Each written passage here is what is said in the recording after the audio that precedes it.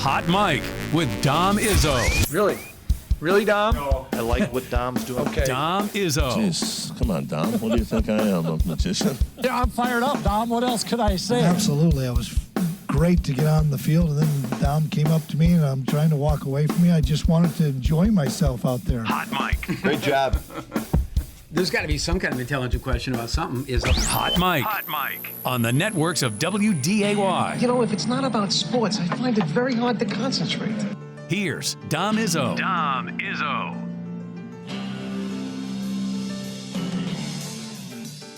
Good Thursday morning. Welcome to the We're Not Afraid. It's the 13th of any month edition of Hot Mike on WDAY Extra at Inforum.com. Could have called it I'm really excited. The snow is almost all gone from my driveway and house edition. Could have called it got to get the sump pump hose attached to the house edition of Hot Mike. However you celebrate on this 13th day of April, we appreciate you joining us as we creep towards the weekend. Unfortunately, it looks like we spent all the best weather in the middle part of the week with some chillier temperatures coming. But you know what? When you see it was, 88 at Target Field yesterday for the Twins game, and we had 50-something, you take that and you run with it. It wasn't too bad around here, which we've earned after endless amounts of snow, and hopeful that our spring sports teams, we had some of them playing yesterday, a couple college teams I saw, high school teams are trying to get out wherever they can, and hopefully in the not-too-distant future, we're actually playing some outdoor sports here before the end of the month. The countdown is officially on. We're 2 weeks away from the NFL draft, and we've got a heck of a way to get you ready for that today. An annual segment. We've had him on the show now each of the last 3 years. The executive director of the Senior Bowl, Jim Nagy, will join us from Alabama. In anticipation of the NFL draft, of course, Cody Mauch rose to stardom in Mobile. Once again, NDSU had a practice player of the week. That's now 3 straight years that's happened. We'll get Jim's thoughts on not only Cody, Hunter Lipke, who also had an invite to the Senior Bowl but could not attend because of injury. We'll chat some other FCS guys that have his attention. We'll do that coming up later on in the show. It's one of our annual favorite segments of the year for you draft nuts out there. I think you always get a little bit of gleaning knowledge out of that. So we'll do that before we say goodbye here today. Twins are getting set for a game tonight with the Yankees. We're going to show you what happened yesterday with the White Sox, which was it was a brutal game yesterday. The Twins won, but it was not without incident twice over, which had everybody holding their collective breath twice during the game with the Twins. Wild will play their final game of the season tonight. We already know they can't win the division. We still don't know who they're going to play, and that is very much up in the air heading into the final game for the Wild, as Colorado and Dallas are refusing to lose.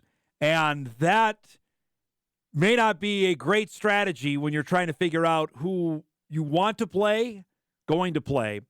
The Stars won again last night. They wrap their season tonight with the Blues. The Avalanche still have 2 games left in their season tonight and tomorrow to wrap up.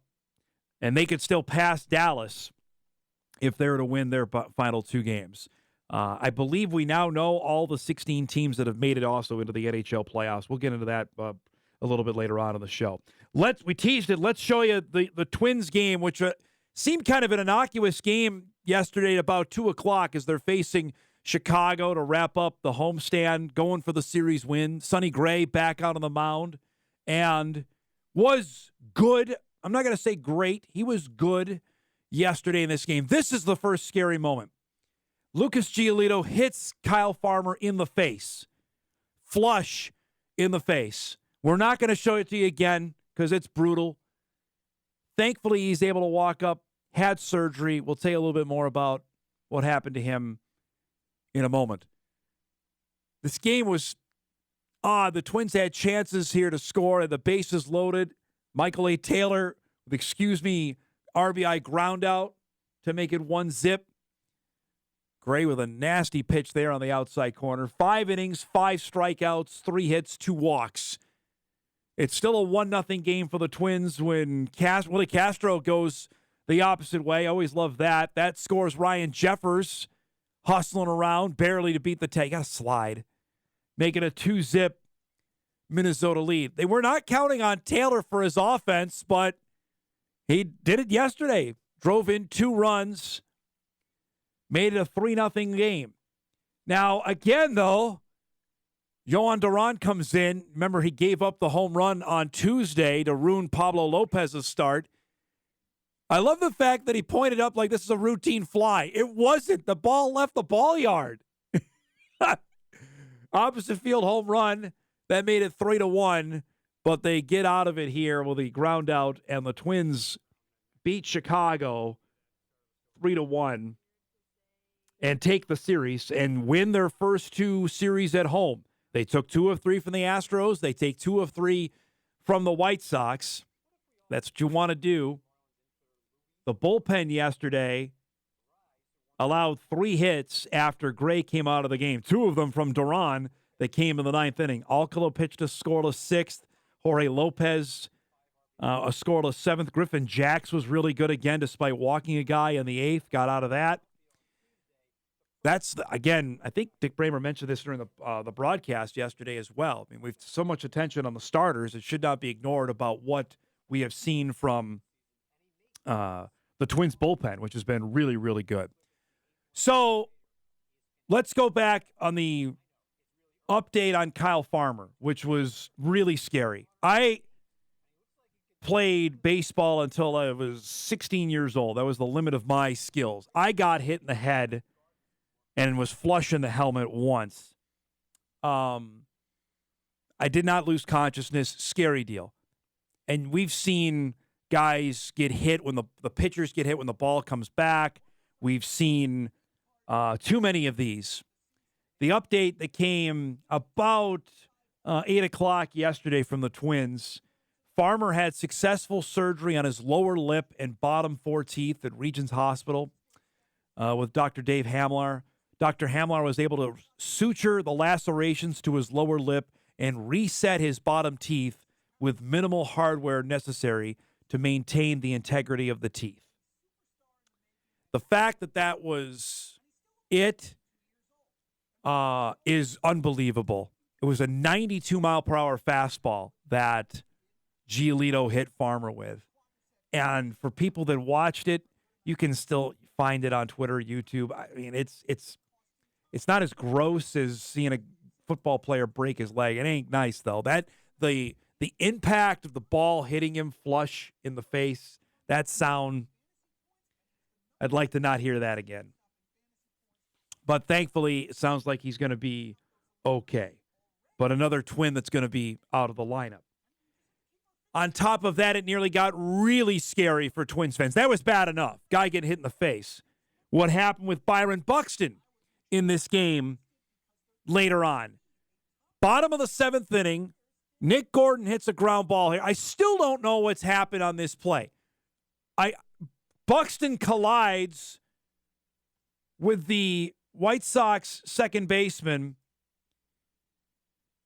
and Lenyn Sosa, and spills, goes right over, basically somersaulting. Watch this again. And the way he landed, you could see his head, how it hit the dirt, and immediately, he's motionless. And all you can think of is, oh my God, we're doing this again with this guy? I mean, when you're watching this live, and literally you're talking about heart in your throat if you're a Twins fan, again. Now, remarkably, Buxton sat up, was able to walk, but watch again. Watch his head there land on the infield. I don't know. He's not. You see, Byron's looking at the ball. He does not see Sosa until the last minute, and I'm not sure what Sosa was doing either. Watch again.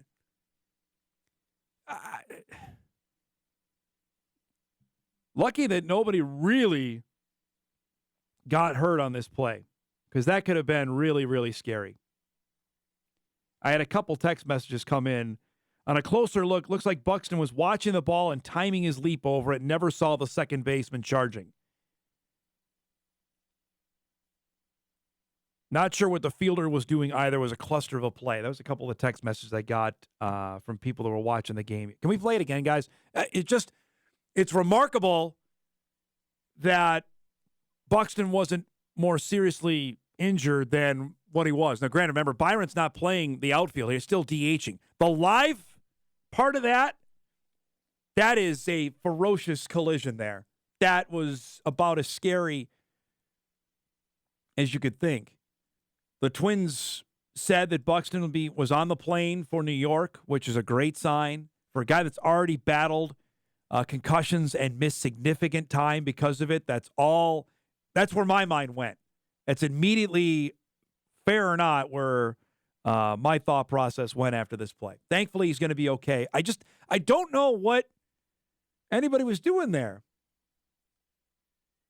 Buxton said after the game that it was very strange about the collision. But Rocco Baldelli said that Buxton will be on the plane to New York as the Yankees await the Twins for the next 4 nights at Yankee Stadium. But it's just an odd, strange is a great way to describe that Twins game yesterday. Thankfully, everybody will be okay. Farmer's going to miss some time. But it sounds like, remember the story we read yesterday, that Carlos Correa should be back for the Twins tonight. So that's some good news after Correa's missed the last few games with a bad back. This is the standings in the American League Central there after yesterday's victory. You see the Twins now. That is a sharp-looking board, boys. I like that. The Twins are a game and a half up on Cleveland. And then everybody else stinks right now. We saw the White Sox. They're not very good.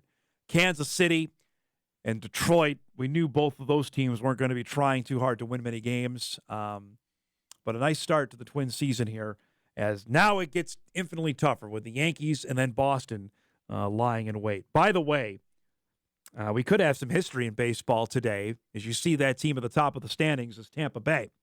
The Rays are trying to tie the best start in baseball history. They can do that this afternoon as they play Boston for the best mark in the history of baseball to start a season at 13-0.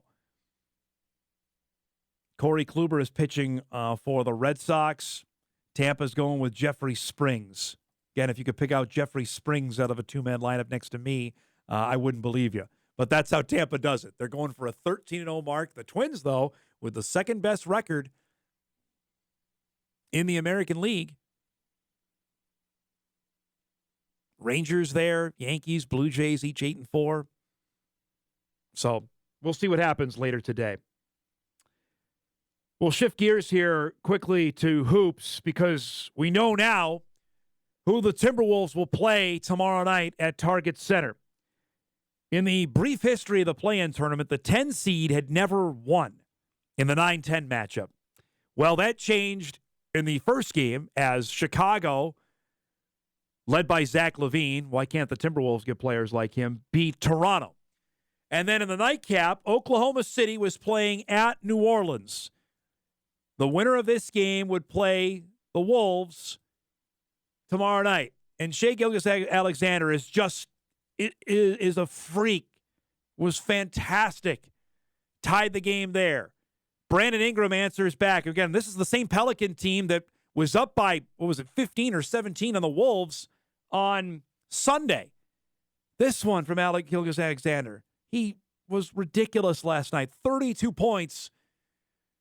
Oklahoma City builds a 4-point lead. Ingram knocks down this three. He thought he was fouled. Cuts it to a 1-point game. You watch again, it could have been a foul there. But instead, it's just the three.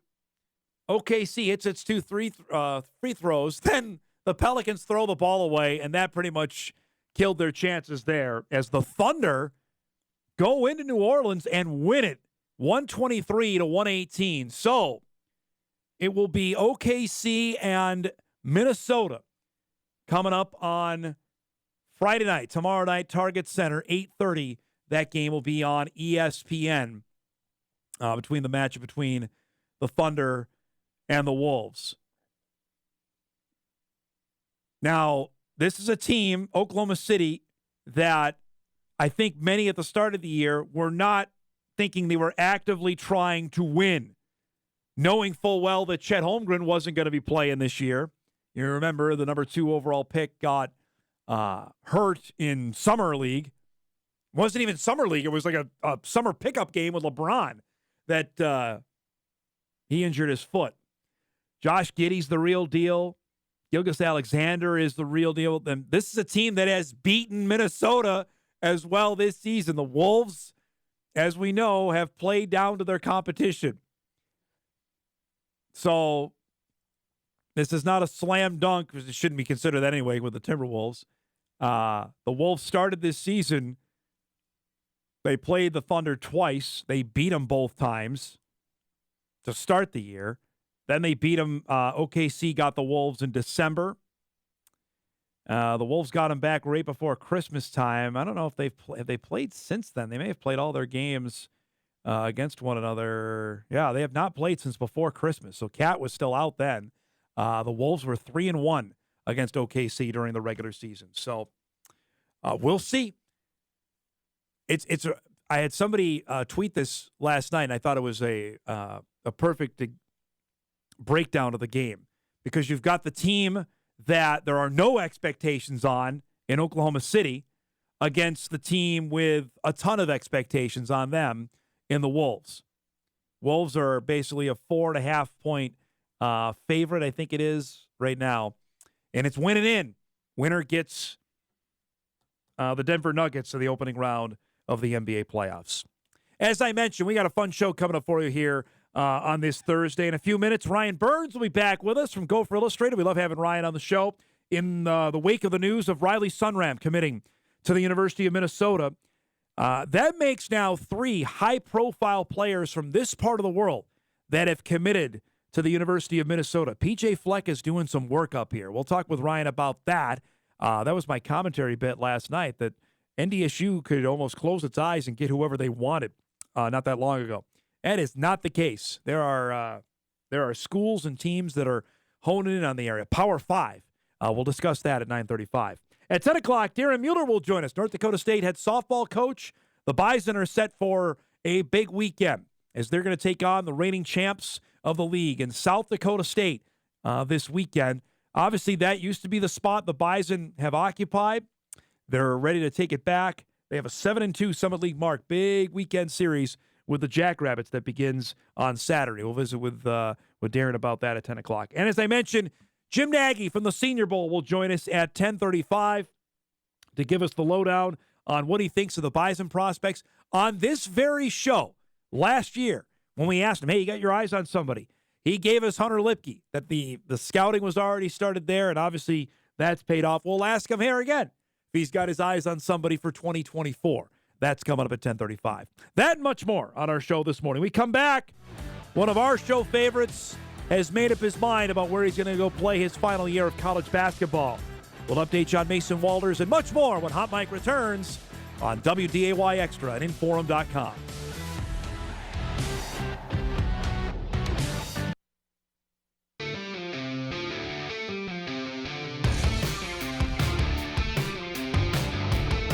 Welcome back, everybody. Thursday morning edition of Hot Mike, WDAY Extra, Inforum.com.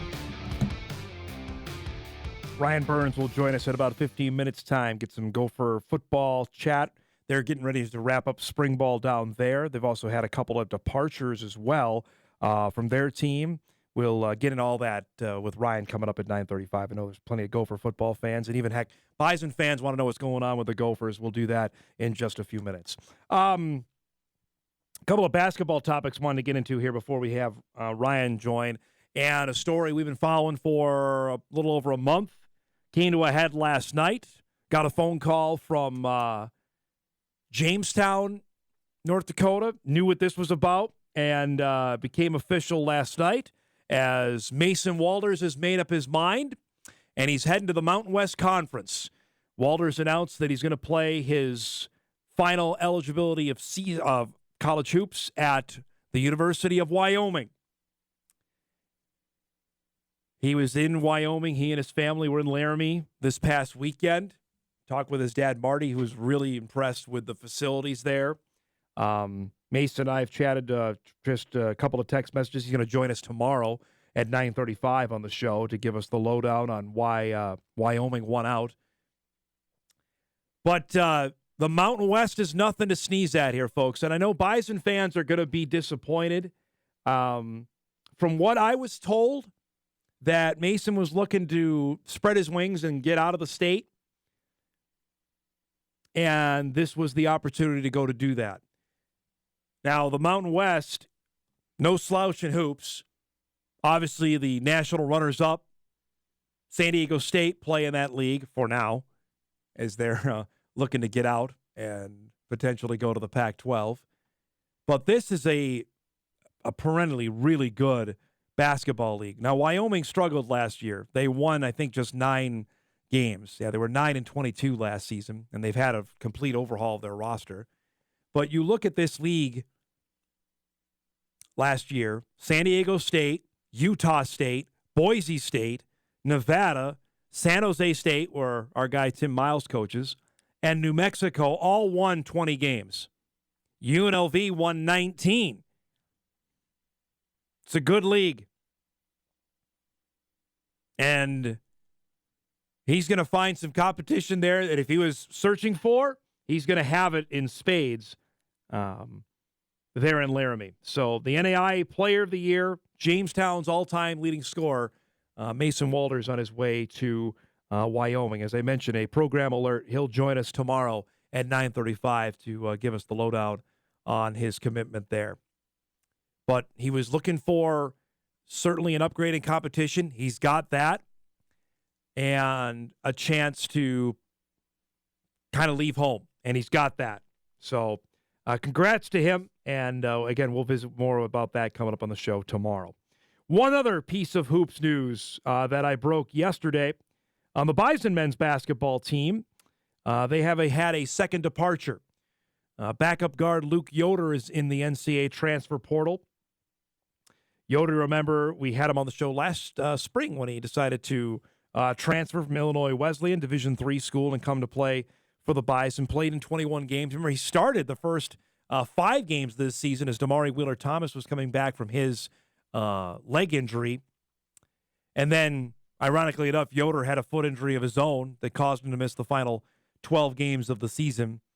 From what I'm told, it was a mutual decision here between both parties, and there's the potential even for Luke to maybe go back home to finish his degree and maybe play his last year of eligibility back in Bloomington, Illinois. What this means for the Bison going forward, now they have a second available scholarship going paired that with Des McKinney, that David Richmond's got some options here. That there is a potential to go and find a guy. Now, I know Dave has not necessarily embraced the portal as other programs have, but knowing that the roster is almost intact, obviously there's one huge decision out there, and that could lead for another scholarship to be available if Grant Nelson decides to either keep his name, and we're a couple steps ahead here, folks. I'm saying if he keeps his name in the NBA draft or decides to transfer, the Bison could have a third available scholarship. But let's just sit with it now that Grant is still on the team, that there's 2 available scholarships here, that they've got some flexibility to work with, that they can go and be a bit choosier, maybe that's a better word, about who they would like to use on this. 2 sources told me that player from the portal is going to be on a visit this weekend. I'm still working on identity of who that is. I know the Bison have made some overtures to a couple of guys. Dalton Banks is a guy to keep an eye on. Dalton Banks is a young man who played at Southern Illinois that the Bison recruited heavily out of high school. He went into the portal just a few weeks ago. And from what I can tell, NDSU is still interested now. So that's an young man from Eau Claire, Wisconsin. Just keep your name on that one. That could be one that they could be going after. At the end of March, so about 2 weeks ago, once he entered the portal, he heard from the following schools: UND, SEMO, USD, Montana, North Dakota State, Green Bay, Ball State, Illinois State, and Jacksonville State. So, I mean, that's veritable there of who's who of mid-major programs. Just a name. Obviously, the Bison have a great track record in the state of Wisconsin. They already recruited him out of high school. That's the kind of player that Dave Richmond would go for in the portal. Much like Matt Entz has told us that we're going to look at guys that either we've previously recruited or we have some sort of connection to. I think, in not so many words, I think Dave has the same philosophy on that. And that's something to keep an eye on here as this plays out. So there are 2 available scholarships. Doesn't mean either there couldn't be a high school guy. We've seen that happen late in the process. A Corey Brown, a Lawrence Alexander signed in April or, even into May. And you'll remember this time last year, Dave was still filling out his roster. I mean, Jakari White came, it was Memorial Day. Yoder came, it was the middle of May. So, I mean, this is a luxury compared to where the Bison were this time last year in terms of getting the roster supplemented. Now you're in the catbird seat right now compared to where they were at this time last year. So, best of wishes there to Luke Yoder, and we'll see what the Bison finish out their roster with. We are due for a break. We come back, we'll shift gears and talk some Gopher football. Kindred's Riley Sunram is heading to the University of Minnesota. The Gophers are making some inroads in Bison territory. We'll discuss that when Hot Mike returns on WDAY Extra at Inforum.com.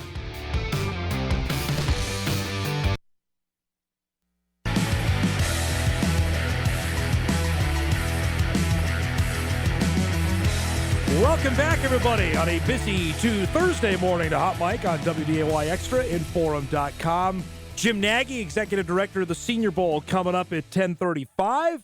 Lots to get to with him, of course, on the Bison prospects. I know there's a couple Gopher prospects that our next guest, I'm sure, will be intrigued to hear about as well. It's always great to have Ryan Burns back with us from Gopher Illustrated. Does an amazing job. Does a fantastic podcast down in the Twin Cities as well, and K-Fan, and he's good enough to give us a few minutes here in wake of the news of Kindred's Riley Sunram committing to the University of Minnesota. I had a source tell me about a month ago, Ryan, said biggest competition would be Nebraska, Kansas State, and Minnesota. Why do you think, in your mind, why did the Gophers win out here? I think it's because they were first. Yep. And that was something that was incredibly important to him. I remember watching him at that, I think it was July 27th. He came to a camp before his junior season, and he just kicked the crap out of everybody, if we're going to be quite honest about it. I mean, you can go back and you can look at, I think he's got the clips on Twitter, but he was sensational that day. And when Minnesota was able to get their eyes on him, I remember there were a lot of people looking around like, who is this kid from North Dakota? Now, they knew who he was, obviously, but to then have the performance that he did, I remember being at that camp where Riley would win a rep and Fleck would say, no, you're going again. He tried to get as many reps for Riley in a row as humanly possible against now guys that are also going Power 5, and he's gassed. But he continues to go, and that meant a lot to Riley for Minnesota to be that first Power 5. It meant a lot to PJ Fleck that Riley's motor continued to go and go and go, and you could tell he was tired, but he wasn't about to tell PJ Fleck, I'm tired, I don't want to go anymore. And so that's when the Miami, Floridas of the world start coming, the Nebraskas, the K-States. I think ultimately distance from home, from Kindred to Minneapolis isn't too far. It's far enough for a kid to get away from mom and dad. But Minnesota being the first one here, which I think was incredibly smart of them, I think ended up paying dividends here in the end. How high of a priority was this for the Gophers? Or is this almost like a diamond in the rough that they found? Well, I think if you were to ask them, once they found out who he was, once they saw him at camp, talked to him, talked to his parents, he became an absolute priority. I mean, I think he's been on campus 4 or 5 times since then. And since that offer, they got him to multiple games. They had him at a junior day. They got him back for a spring practice. He was a top priority for them, as he should be, because Riley can play offense or defense. It really doesn't matter because he's legitimately 6'4", he's 290 pounds. He's obviously one of the best throwers in North Dakota as well, which is obviously a great indicator of how strong someone is. And I think the ceiling is high for him on offense or defense. Now, it sounds like he's going to start out on the defensive side of the ball at Minnesota, where I think he can be a disrupting defensive tackle, but he's someone that they wanted badly from day one. Now, I had my commentary on this last night, and this is a topic you and I have chatted about I'd say over the last 2 years, frankly, about how the University of Minnesota has started creeping up into this part of the world. They got Carter Menz, who was the number 1 high school football prospect in the state last year for 2023. Mason Carrier is the same year as Riley from Detroit Lakes. Bison fans, I think, are, I don't know if agitated is the right word. I certainly think they're angry. What do you make of this now that it's not, and it's not just Minnesota. There are Kansas State's up here, Washington's up here. It's not just NDSU can close its eyes and get whoever they want anymore. Yeah, and even you could go to, say, Minot's Coy Okeson, who just won. I think he was undefeated as a wrestler. Yes. One of the best linemen in North Dakota there, Nate Tasted as well. Yep. But I think teams are finally figuring out that maybe the Bison have figured out how to really get a program going. And if you look at the amount of NFL draft picks that the North Dakota State Bison have had over the last 10, 15 years, and you even compare it to some Big Ten programs, North Dakota State's outproducing them. So maybe you want to take a look at who the Bison are offering. I've had this conversation now with Power 5 coaches, with other MAC coaches, with other FCS coaches, is if you want to figure out how to become a program like NDSU that has been consistently competing for national championships for largely a decade now, you might want to look at who they're recruiting. And so that's where, if you're able to go into North Dakota, so if you're a school like Minnesota, Fargo's only a 3-hour drive, say, well, you should probably be recruiting some of those kids, because a Mason Carrier, who is 6'2", incredibly athletic, should be coming to be a Big Ten linebacker. Someone like Carter Menz, who's incredibly twitchy, incredibly explosive, and 6'4", that should be coming down to the Twin Cities to play in the Big Ten in the eyes of many Gopher fans. Now, I know Bison fans don't want to hear it, but the world is getting a lot smaller in this day and age, where anybody can find a highlight tape, and you don't have to send it in. Back in my day on DVD or VHS from the high school coach, you can just go onto the internet now and Google Riley Sunrum highlights, and it pops up. That's how a Miami of Florida, Mario Cristobal and Jason Taylor coming out to Fargo, that's how that happens. But I think to the point that you made in your piece, and I thought it was a great point, Bison fans may not want to hear it, but the world is just getting so much smaller. And if you want to try to have the type of success and continued and sustained success that the Bison have had, you might want to look at who they're recruiting. Well, it's funny because on the flip side, you and I've had this conversation. How many times has NDSU gone to the Twin Cities and got guys that Gopher fans are saying, well, wait a minute, why is he not playing with us? It's kind of ironic now that this is flipped. Yeah, the Trey Lance one continues to get a ton of, continues to a ton of pub. But even Noah Gindor is someone that I remember having, conversations with the old Jerry Kill staff about saying, what in the world are you doing letting Noah Gindor potentially leave the state? I mean, the kid was incredibly athletic. Now he's going to be a potential draft prospect here in the upcoming draft. I mean, that's what future NFL tight ends run and look like. Now, I understand that he had some injury issues at times as Bison, but this shouldn't be that hard. Again, NDSU continues to have this much success. Maybe you should look at who they're recruiting, and so maybe ultimately Fleck tried to get Noah Gindorf. He offered, but he stuck with the Bison, obviously. But it's getting a lot tougher for the NDSUs of the world to try and hang on to these guys. Let me ask you this, because you talk with these recruits, especially for the Gophers. How much, Ryan, is name, image, likeness a thing? Especially, I know the Gopher Collective is still pretty in its infancy as well. Is that a big deal for guys that you're talking to, or not so much? Well, the funny part about it is there are certainly collectives and NIL collectives out there that are throwing a lot of money at someone. Yep. I can assure you that the University of Minnesota and their compliance department, there are no promises of NIL being made in recruiting here. Now, are there guys here that have some nice deals through NIL? Certainly, but they're also the best players. And that's where you've seen at places like, say, Texas A&M, for example. There's a lot of rumors going around about the 6-figure deals that those recruits get. And then they get it And then maybe some of the starters are like, how come this guy's getting this much money and I'm getting this much money?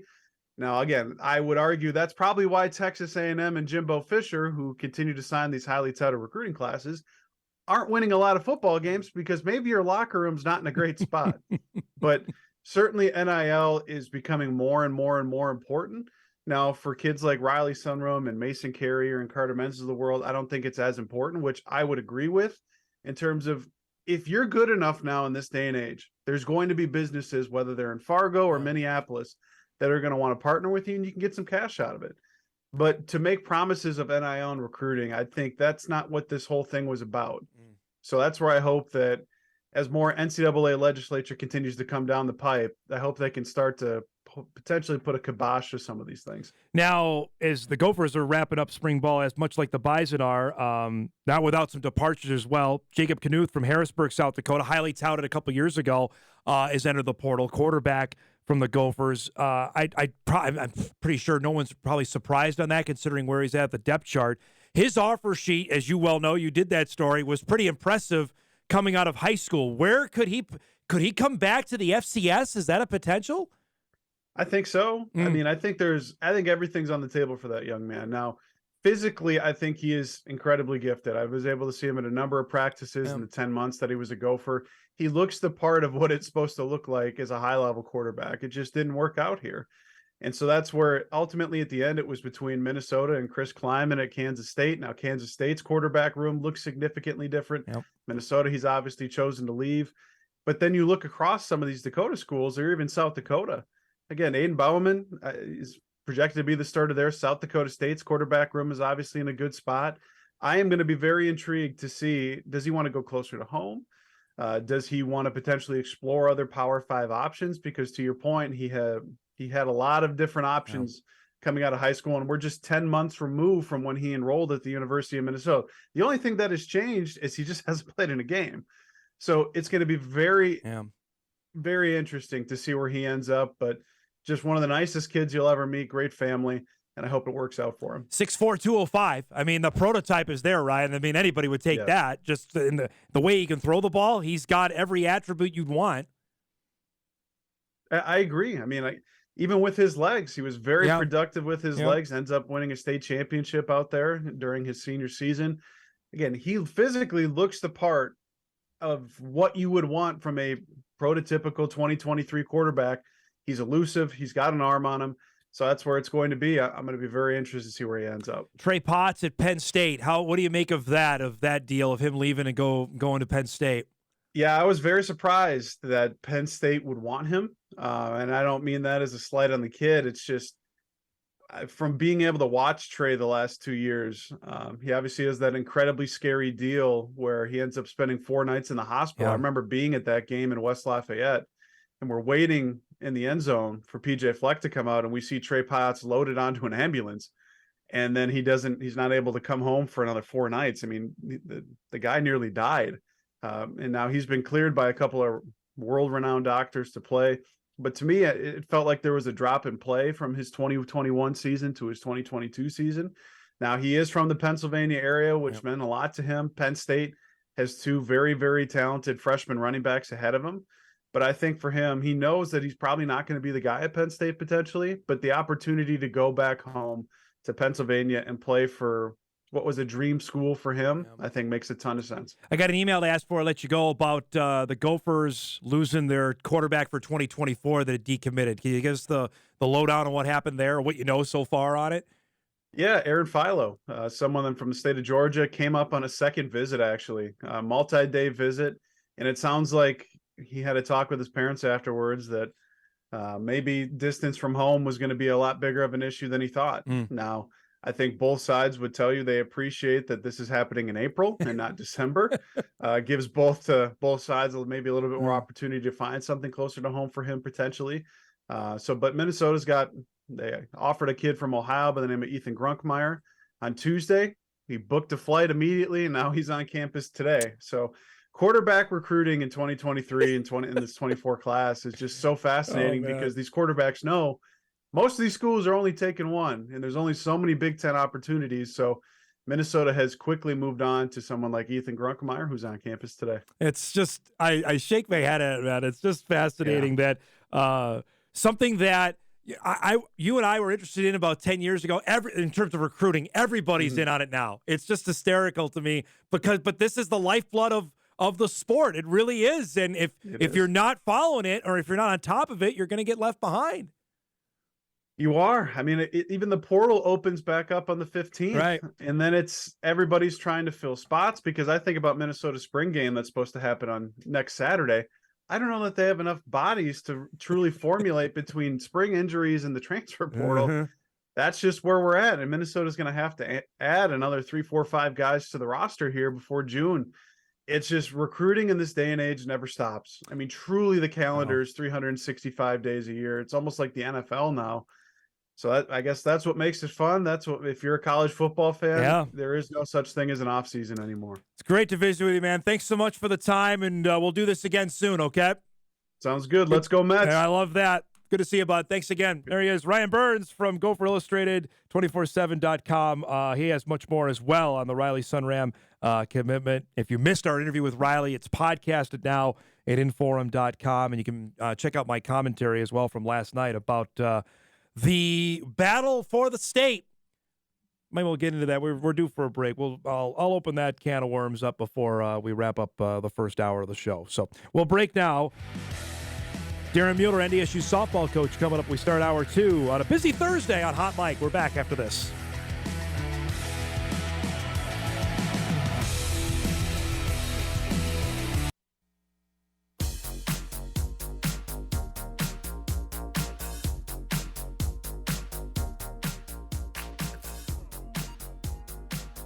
All right, thanks again to Ryan Burns. Darren Mueller coming up here in just a few minutes.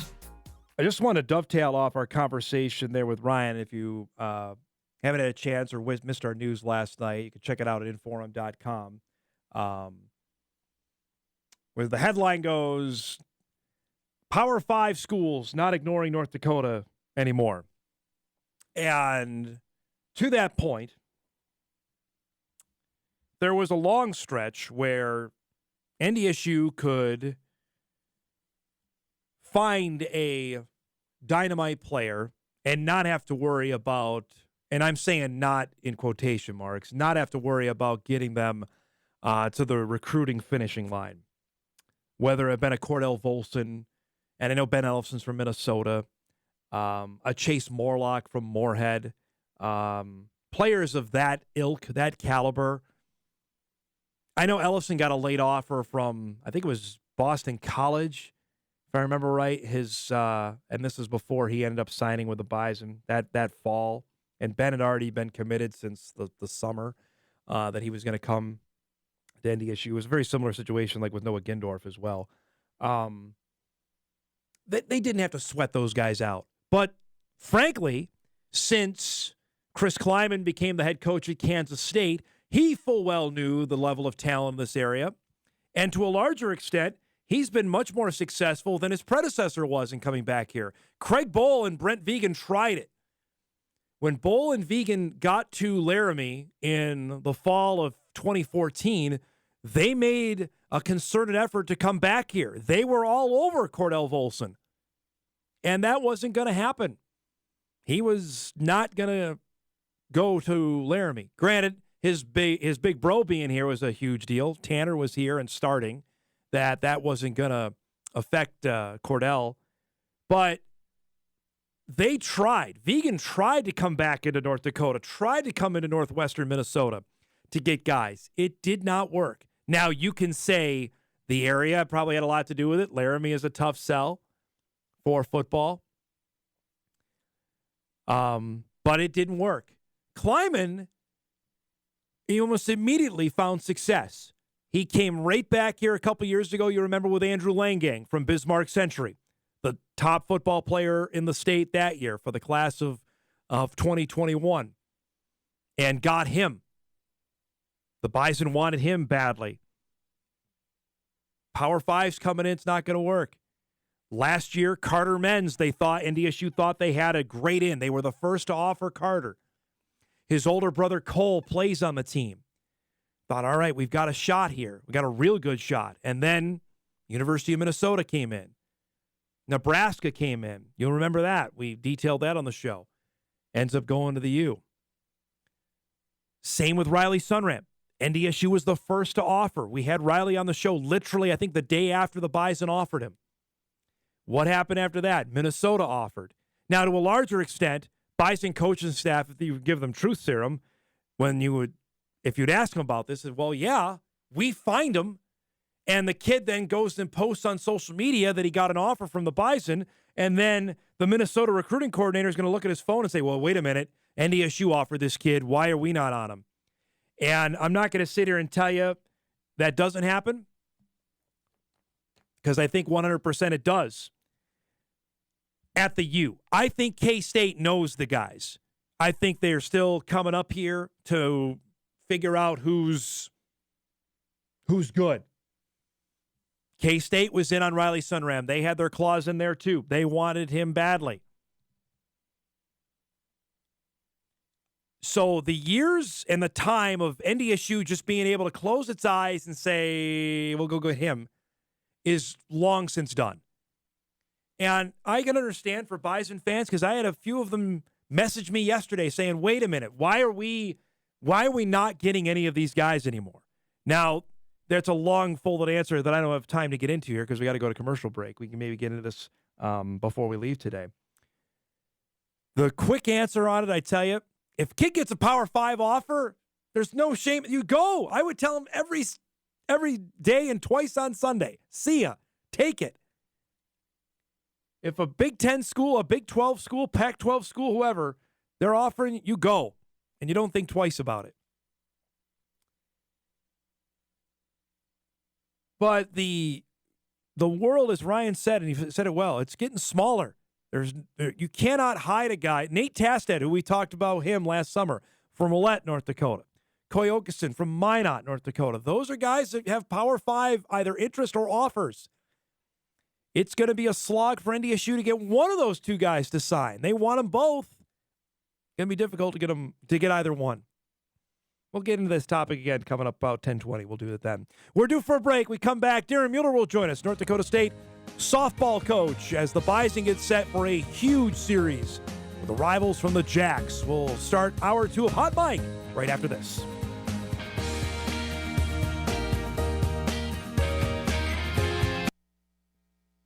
This is Hot Mike. Hot Mike. On the networks of WDAY. Here's Dom Izzo. Welcome back, everybody, to Hot Mike here on this Thursday morning. WDAY Extra, Inforum.com.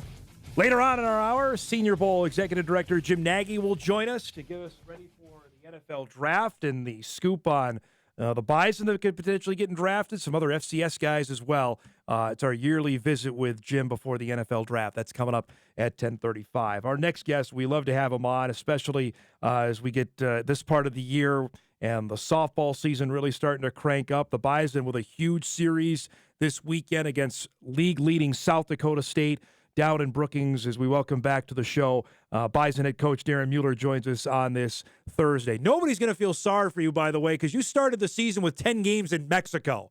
How'd that work out? How did you do that?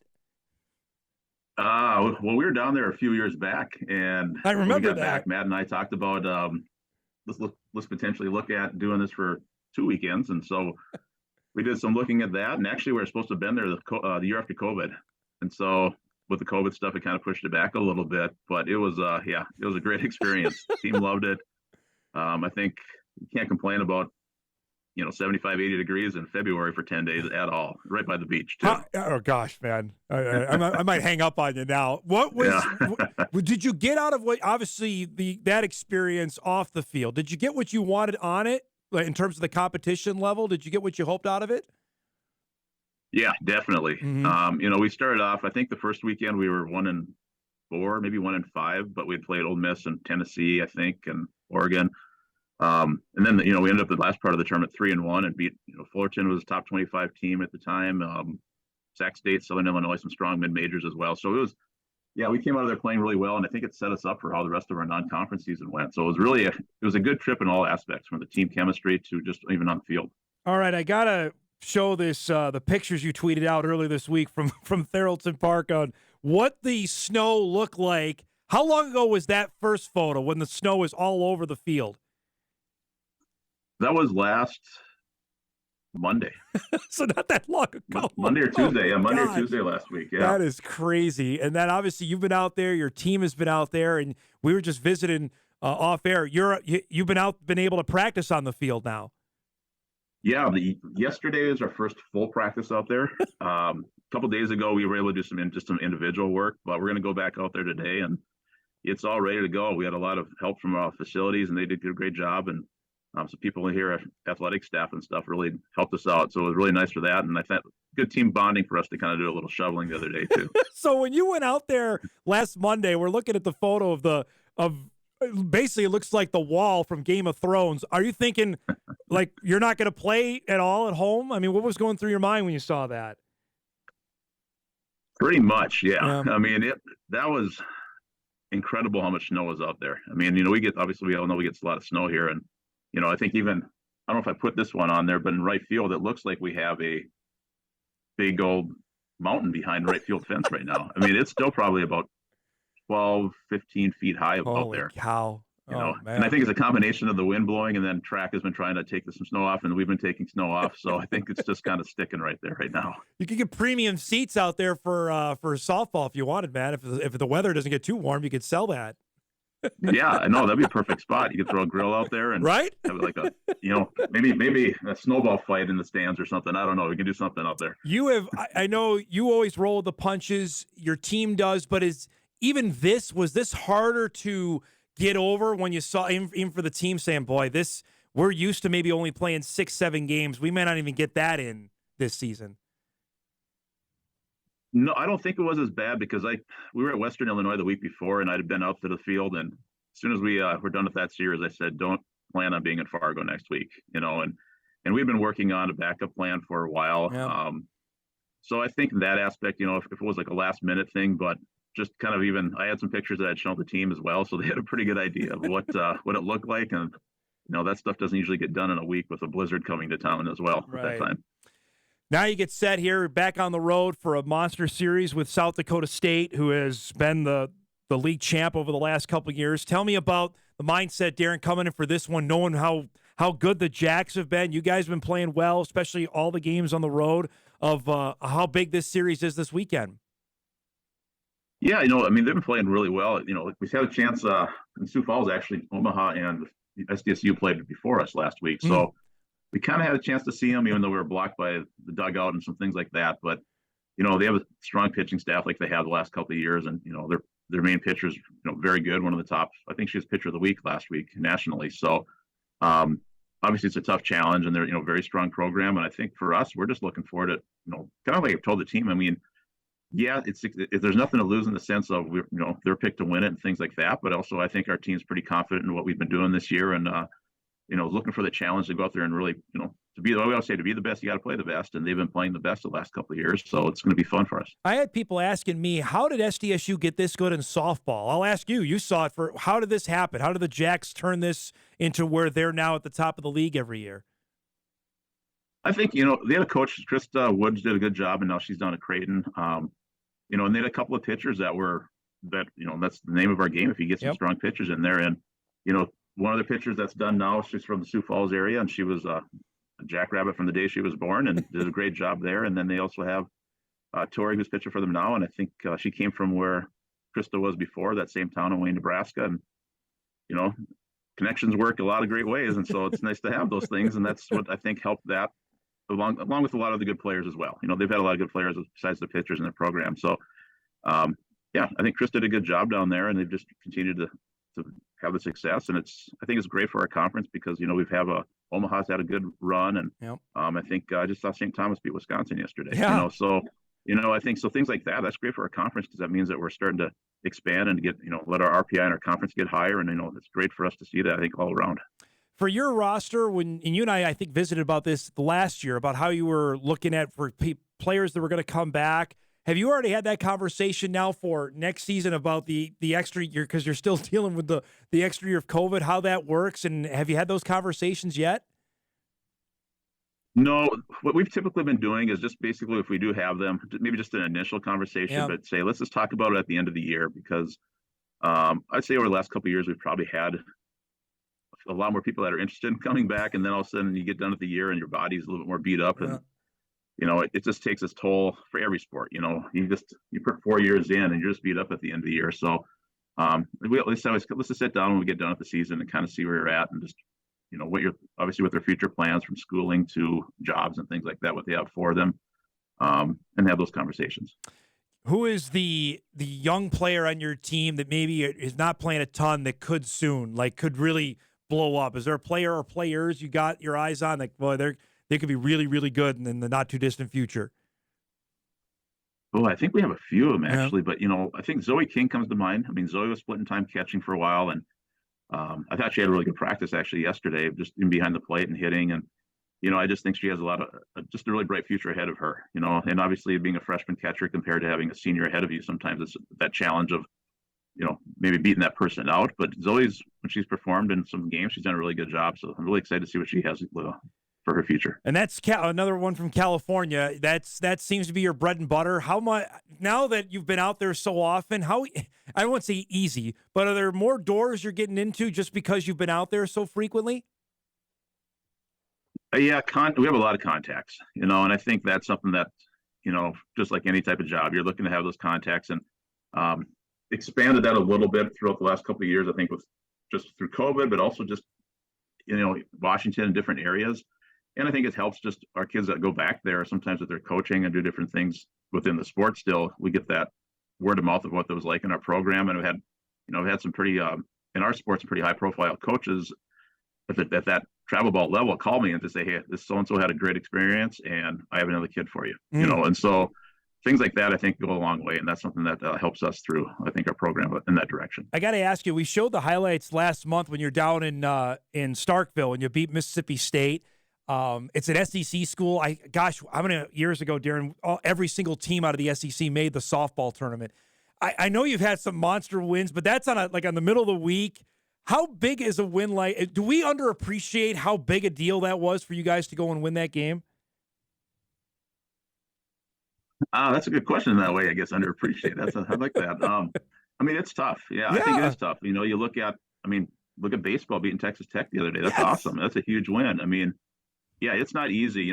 There's some things that situationally you get down there and, you don't have, whatever, you're just not familiar. But it's, I give our team a lot of credit because that was a last minute kind of throw together because we're supposed to be in Utah. And next thing you know, we're down in Starkville and stuff. And so, yeah, it's SEC is a different athlete. It doesn't matter what sport it is. There's, my buddy's the pitching coach there, and just talking with him about NILs and collectives and things that are going down in that area with that stuff. And, they have a very good program. They're at super regionals last year. So it's definitely, I think those, sometimes they probably get forgotten for any sport. You're like, it's tough to beat anybody in a Power Five, but the SEC is a lot of sports is a different level. And we're looking at the video now just of the stadium, the whole 9 yards, right? I mean, that's you don't take any, that is a big time deal down there.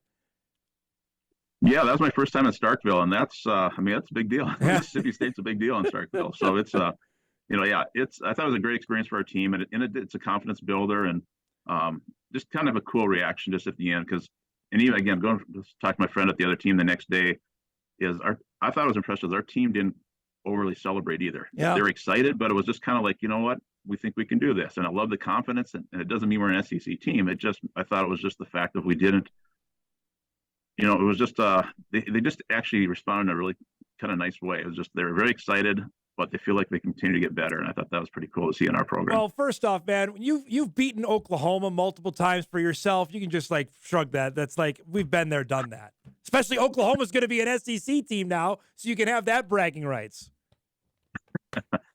Yeah, I don't know if we need to schedule Oklahoma anytime soon. They're probably not too happy about a couple of regionals. So,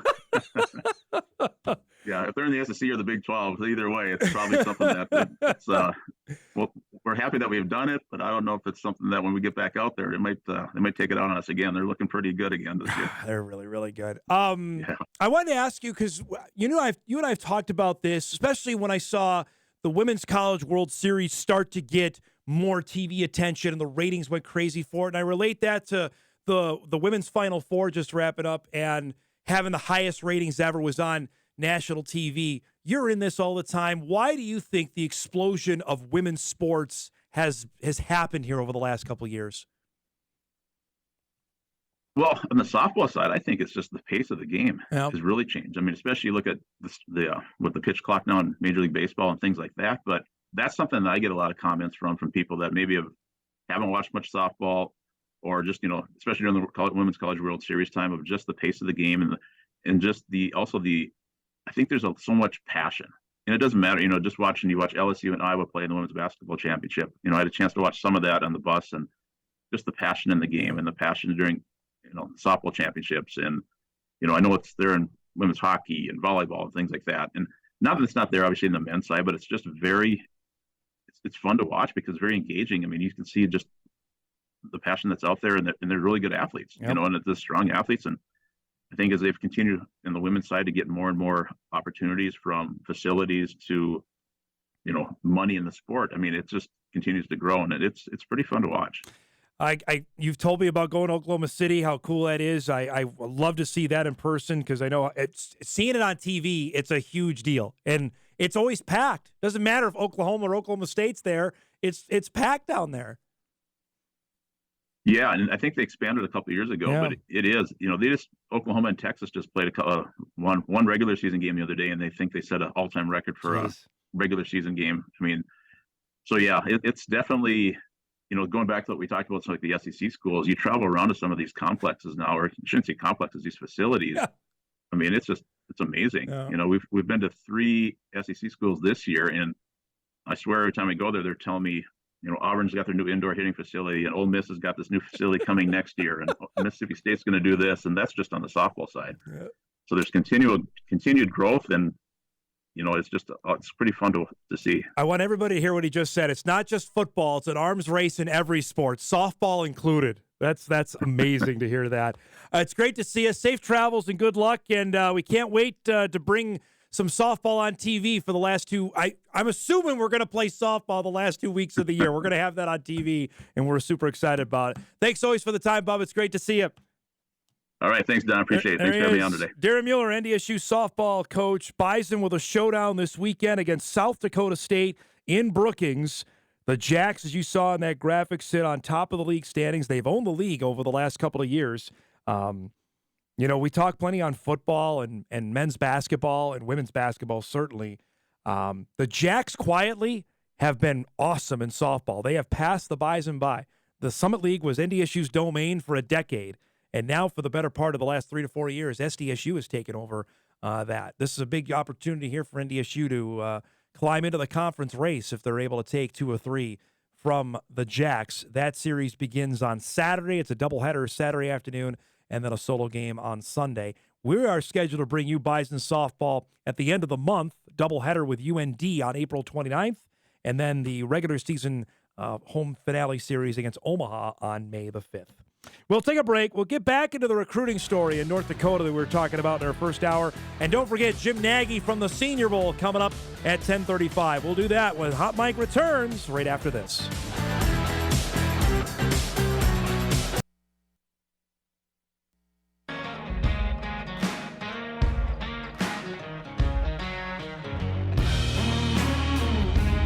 Welcome back, everybody. Our thanks to Darren Mueller for hopping on. Jim Nagy joining us in about 10 minutes' time from the Senior Bowl. Excited to do our yearly chat there with Jim. I wanted to get back to the topic we were talking about with Ryan Burns at our first hour on the football recruiting that's happening now in the state, in specifically North Dakota and Northwest Minnesota, including that. But specifically in North Dakota and I could even include South Dakota in that too, because when you look at where we're at now and the level of players that are coming out, you remember last summer, what was the biggest talking story last summer was Lincoln Kienholz from Pierre, the quarterback who the Bison were in the last 4 for originally, when it was Washington, Minnesota, Wisconsin, and NDSU. And he originally chose Washington because of Kalen DeBoer, former USF head coach that now is coaching in Washington. And obviously, Keenholz flipped that and signed at Ohio State because his NIL deal was better. Can't begrudge that. But the larger point is that those players that you used to tuck away in tiny parts of North and South Dakota are not happening anymore, simply because of the connections that those coaches have at the Power 5 level. Who is one of Kalen DeBoer's assistants? Eric Schmidt, longtime UND assistant, former player.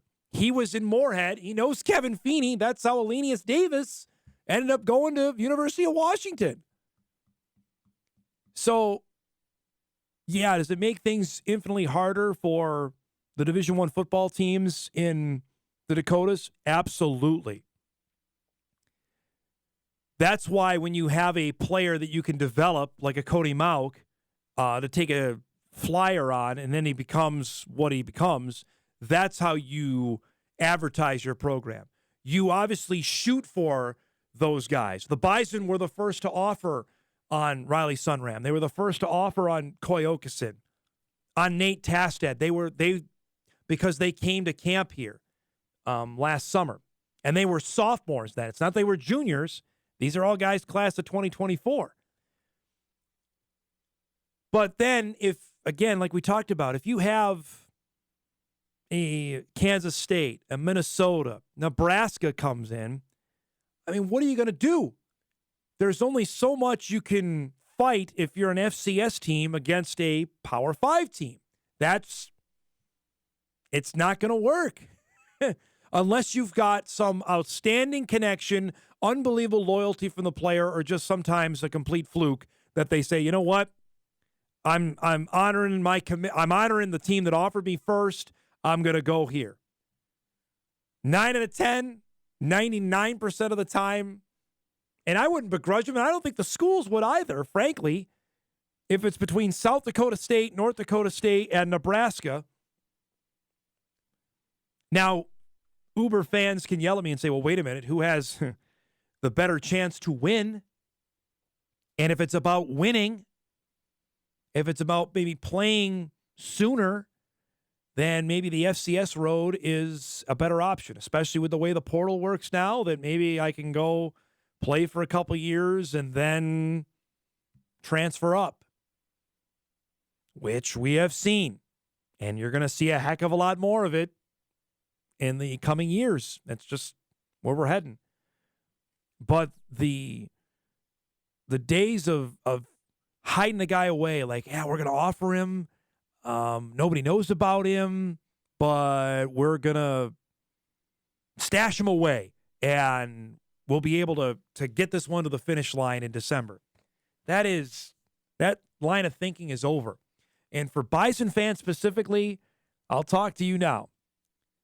That is the coaching staff at NDSU not doing as good a job recruiting? I don't believe that's the case.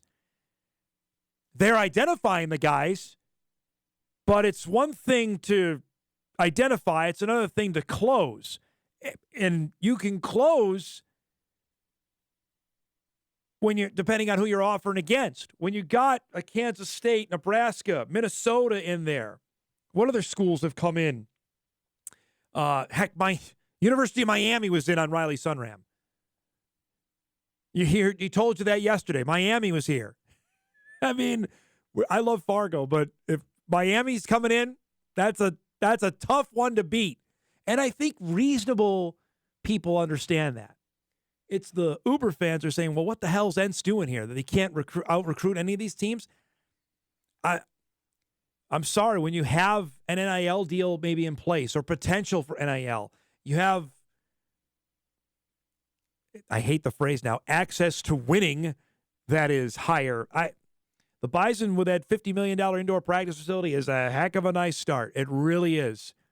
I think some sort of NIL collective. I do. I might be alone on that. I think they need it. Would that have kept Riley Sunram here? No. Does it keep you longer in the conversation? Yes.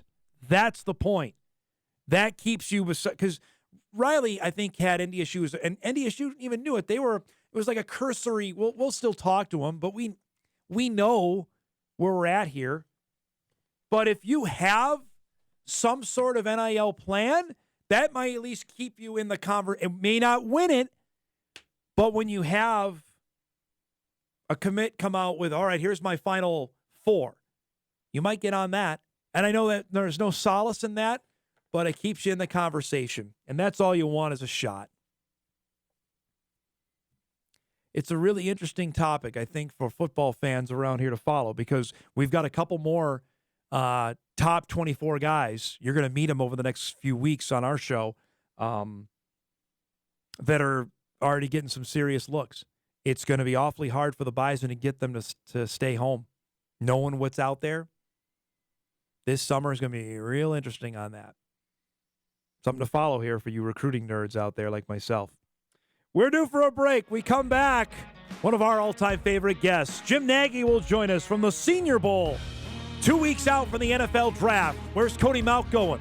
Where's Hunter Lipke going? Tucker Kraft. We'll ask him all about that when Hot Mike returns on WDAY Extra and Inforum.com.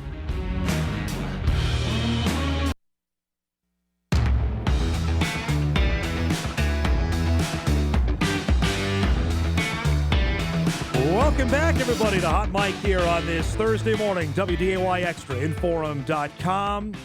2 weeks from today, the NFL Draft begins in Kansas City.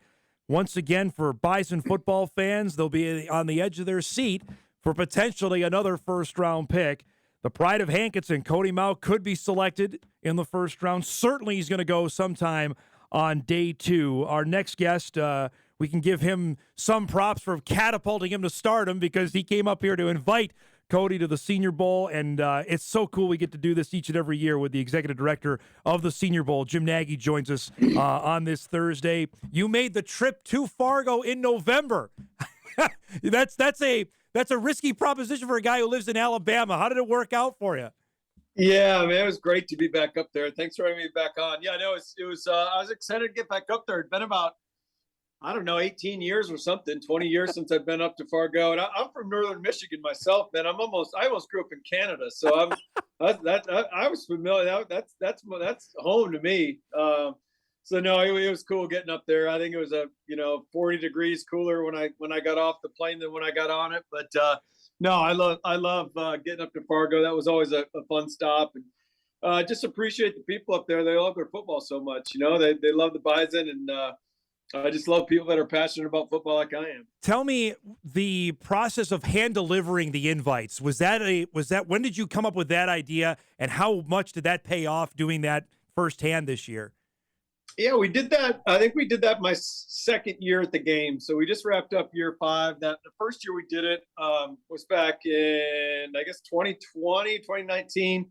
Kyle Duggar, who's a safety right now for the New England Patriots, and we had the Patriots D coordinator coaching our game this year, and according to him, he thinks he's the best safety in the league. He doesn't think the fans have caught on to it yet, but he's like, Jim, there's not a safety we would trade in the league. So Kyle was the 36th pick in that draft, and I just thought it would be cool to go up there and do that. I mean, I think the Senior Bowl invite means a lot to all players, but maybe a little more so to the small school guys and their teammates. And again, they're just kind of those organic moments, like when you see players that are walk-ons get scholarship offers and things of that nature. And to me, the coolest part is just to see the reaction of the teammates, man. That's when you really feel like the love of the locker room. And that's what makes football different than a lot of sports. I mean, you look at a lot of sports and, the clubhouse or the locker room is kind of made up all of the same guy with the same backgrounds. I mean, football is truly a melting pot, man. So you can kids from all walks of life and different socioeconomic backgrounds and races and everything. And just to see them, that outpouring of love for their teammates, man, it's really cool. You hand-delivered one to both Cody Mauch and Hunter Lipke. Let's start with Cody, who became, I think, an NFL sensation during the week in Mobile. You and I had talked about him, I think, this time last year as well. How much did he help himself the week in Alabama? Yeah, he helped himself quite a bit, just like Christian Watson did last year and Dylan Radins the year before that. These guys get on a stage and they get to go against the best of the best from, the Big Ten and the SEC, and all three of those guys were dominant players at the FCS level. But for the NFL guys, they need to see what that looks like against the best competition, and obviously this game provides that platform. So no, Cody crushed it. I knew he would. He's a great athlete. I think that's what gets lost in some of the other stuff. It gets lost in the personality and the no teeth and the hair and the him killing, crushing people and playing with the nasty edge that he plays with. You lose sight of what a great athlete Cody is, man. He's a phenomenal athlete. Really, moved into guard, moved into center.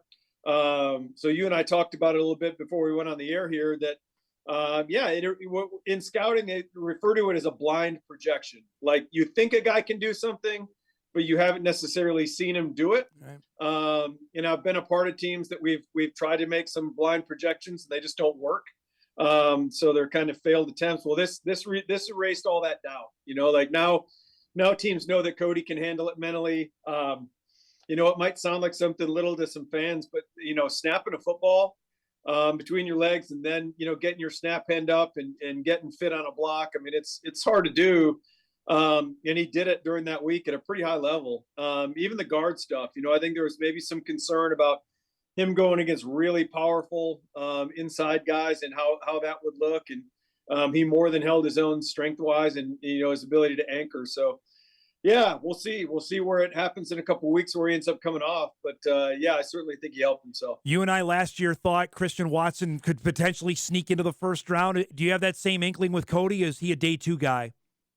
I do. I mean, I know if I was the GM, I know where he would be going. If I was picking late, he'd be a first round pick, but there's just not 31 better players in this draft, in my opinion. And, I do get to talk to a lot of guys around the league and I share that opinion, when guys ask about, Jim, who are your favorite guys? Who would you take if you were us? To me, he's a 5-position player. And again, I don't know if there's an offensive line in the league that's completely set. I don't know even Philadelphia Eagles had made probably the best offensive line in football last year. I don't know if they feel like they're great across the front. Like everyone needs at least one guy. So to me, you can basically take Cody and plug him in and make yourself a better team. So he's a guy that I think has Pro Bowl potential. I think he could get to that place. I mean, there's nothing holding him back. He's the athlete. He's the finisher.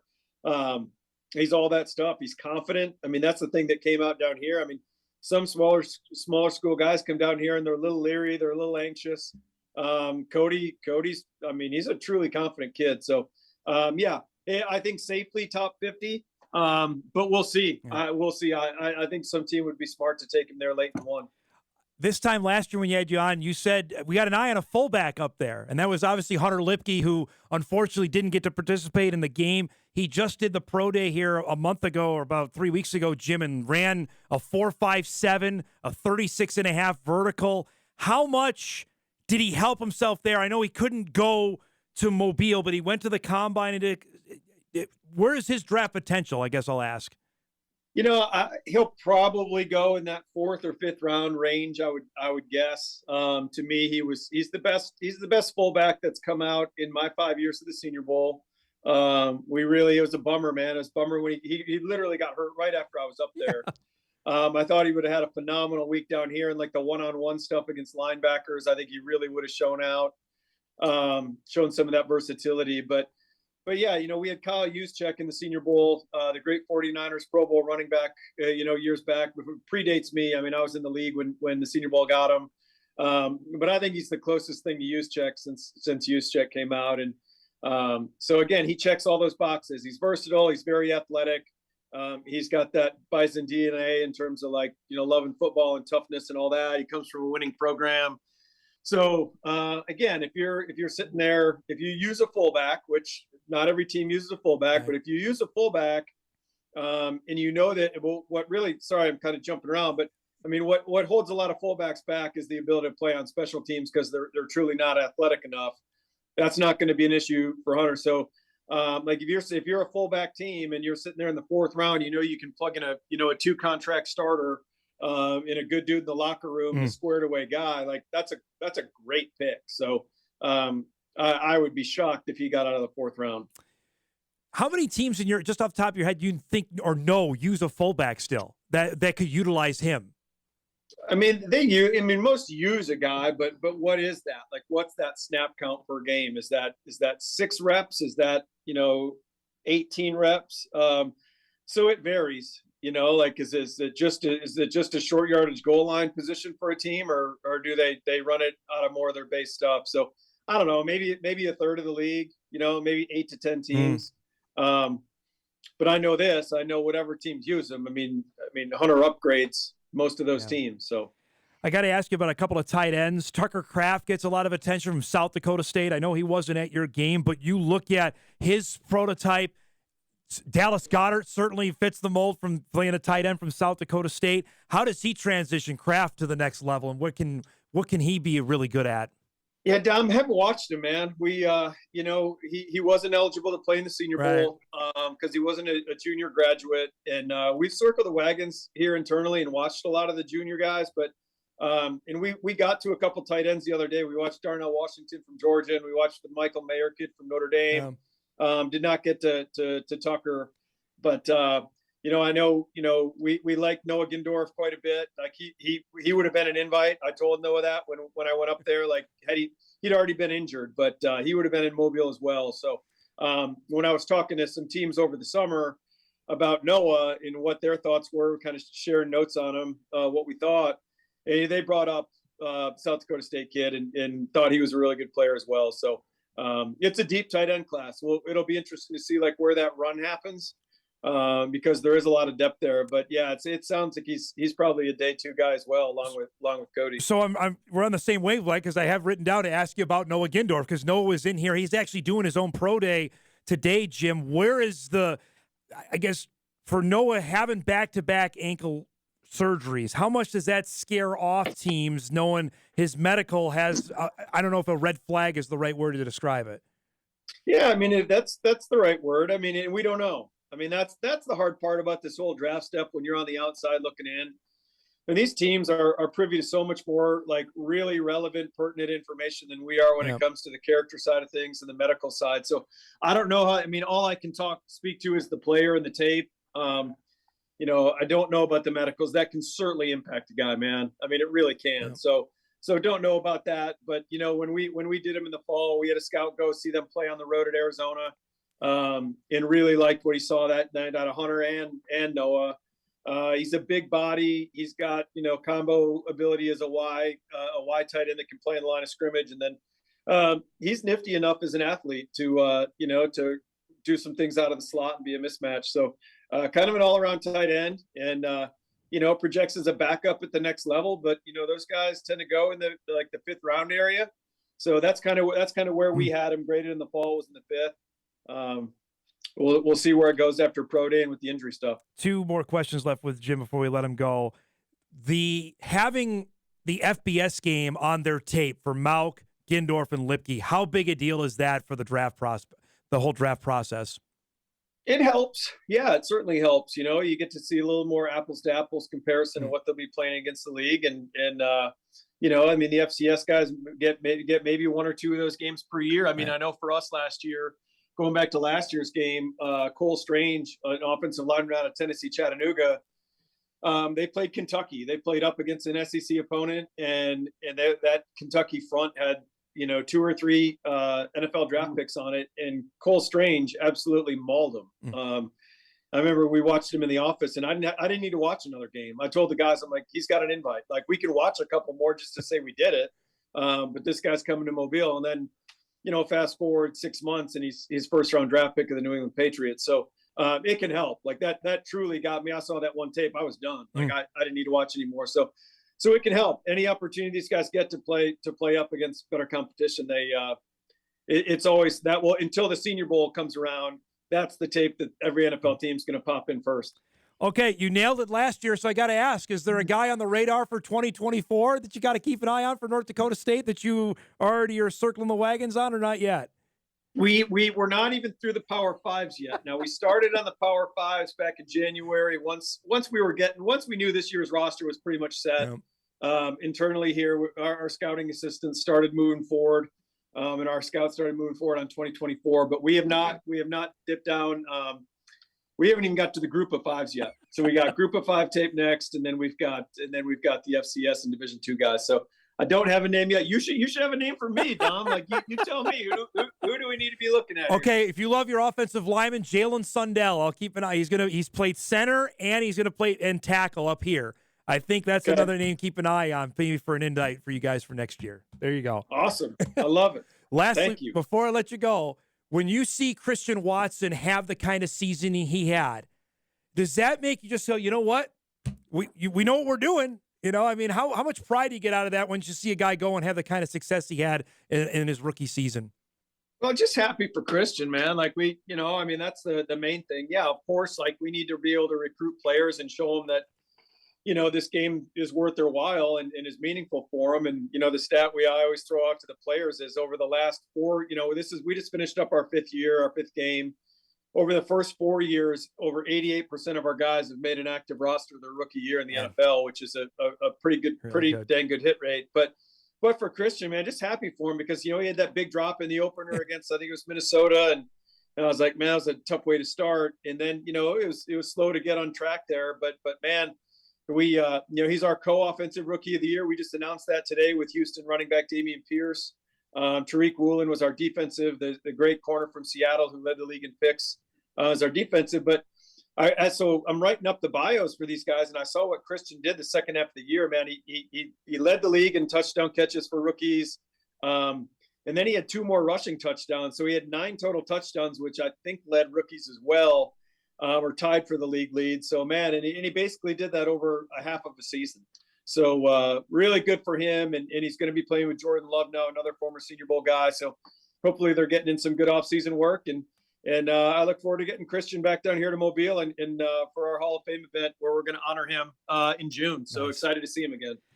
This is always so much fun. I really appreciate your time, especially I know how slammed you are getting ready for the draft. Thanks so much for doing this, and we'll talk again down the road, okay? All right, Dom. Thanks for that name, man. We'll get him down. Sounds good. Thanks, Jim. There he goes. Jim Nagy from the Senior Bowl joining us each and every year. He gets us some minutes before the NFL draft, and I hope for you draft nerds out there, you got as much out of that as I did. That was good stuff. We'll take our final break. We come back. We'll wrap the show and get you ready for a busy Sports Thursday. Hot Mic wraps after this on WDAY Extra at Inforum.com.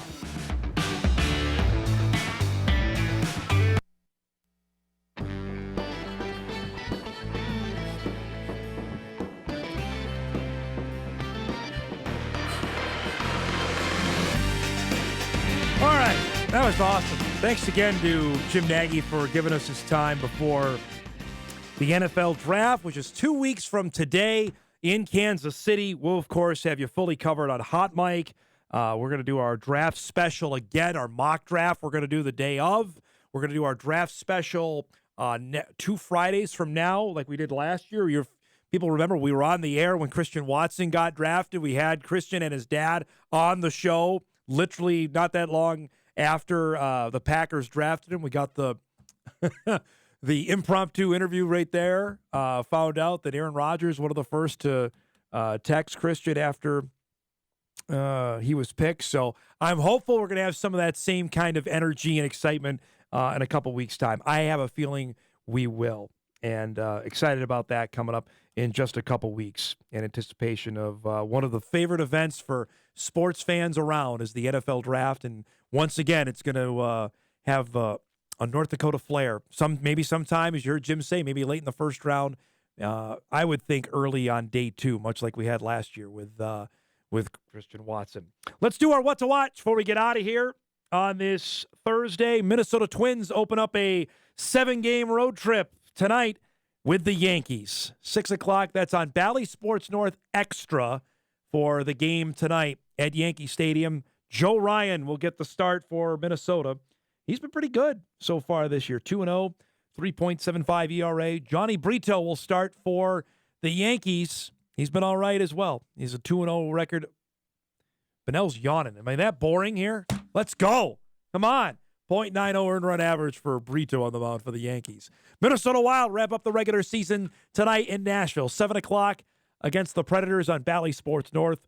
Again, the Wild cannot win the division. Now it's a matter if they're playing Colorado or Dallas in the opening round of the Stanley Cup playoffs. And coming up this afternoon, the medal round begins at the Women's World Hockey Championship. The United States will play Germany today, 12:30 on the NHL Network. Remember, we showed you the epic game they had Monday against Canada, now today against the Germans. Thanks to our guests today, to Ryan Burns, Darren Mueller, and to Jim Nagy. If you missed any of our show, you can podcast it later today at Inforum.com. Everybody have a great Thursday. We'll see you back here tomorrow to wrap up the week in style on Hot Mic on WDAY Extra and Inforum.com.